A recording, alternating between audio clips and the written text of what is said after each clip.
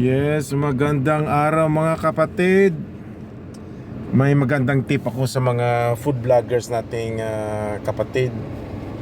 Itong tip na to makakatulong sa iyo pag ginamit mo to, yung views mo talagang tataas. Ito yung tip ko ngayon.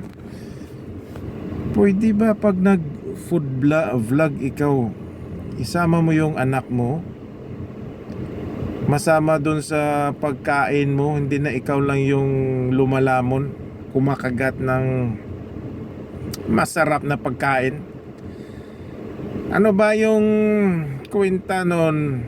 Yung 1 million views mo o yung anak mo nanonood lang ng video mo na hindi mo kasama, hindi nakakain?